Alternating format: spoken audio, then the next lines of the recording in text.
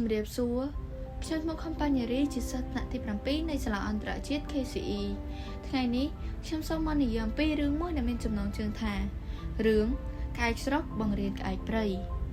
ក្នុងការជាអតីតកាលខំបាំងបាត់ស្ងាត់យូរអង្វែងណាស់ទៅហើយមានក្អែកព្រៃពីរក្បាលមួយគឺក្អែកស្រុកសម្បរសរីឯមួយទៀតគឺក្អែកព្រៃសម្បរខ្មៅក្អែកស្រុកនេះវាចេះរកស៊ីចំណីអាហារគ្រប់យ៉ាងវារស់នៅ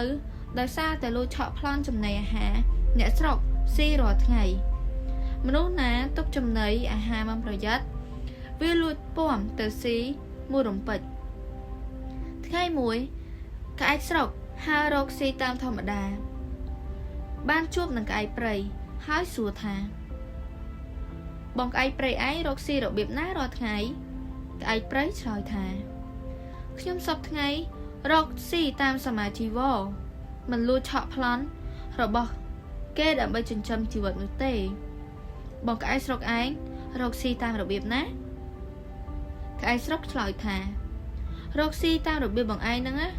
ស៊ីមិនទាន់មាត់ទេរកស៊ីតាមរបៀបខ្ញុំទៅប្រសើរហើយងាយទៀតក្អែកព្រៃសួរថាតើរកស៊ីរបៀបដូចម្ដេចក្អែកស្រុកឆ្លើយថា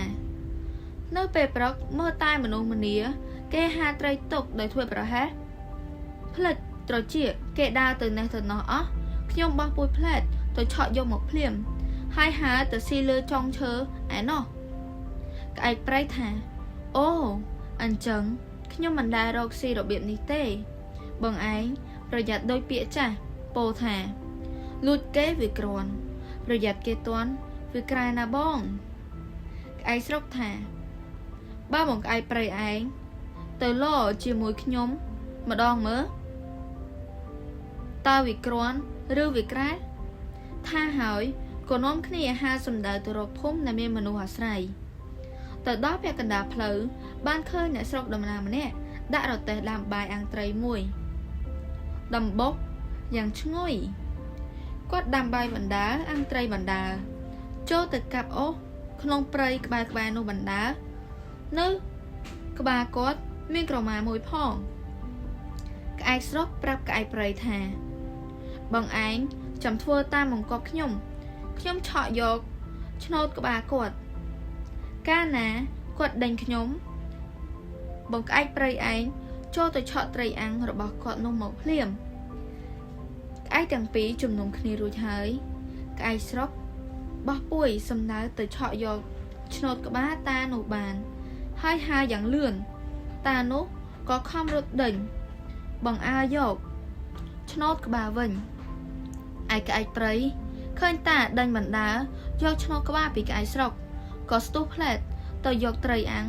ហើយក៏ហើរទៅទុំលើចុងឈើធ្វើប្រងើយក្អែកស្រុកឃើញក្អែកព្រៃឆក់បានត្រីអាំងហើយក៏ទម្លាក់ឆ្នោតក្បាលមកឲ្យតាវិញតាបានឆ្នោតក្បាលក៏ត្រឡប់មកកន្លែងរទេះរបស់គាត់រកមើលត្រីអាំងតែរកមិនឃើញសោះងាកចុះងាកឡើងក៏ក្រឡេកទៅលើចុងឈើទើបឃើញក្អែកទាំងពីរកំពុងតែចែកត្រីអាំងគ្នាស៊ីធ្វើប្រងើយតាក្តៅចិត្តណាស់ប៉ុន្តែមិនដឹងធ្វើដូចម្ដេចទេចាប់ពីថ្ងៃនោះមកក្អែកព្រៃក៏ចេះរកស៊ីលួចឆក់ដោយក្អែកស្រុករហូតមកដល់សព្វថ្ងៃសូមអរគុណសម្រាប់ការស្ដាប់រឿងនិទានខ្មែរមួយនេះបន្ទាប់ពីស្ដាប់រឿងនិទាននេះហើយតើអ្នកទាំងអស់គ្នាយល់យ៉ាងដូចម្ដេចតើរឿងក្អែកស្រុកឬក្អែកព្រៃបានផ្ដល់តម្លៃអប់រំយ៉ាងដូចម្ដេចចំពោះអ្នក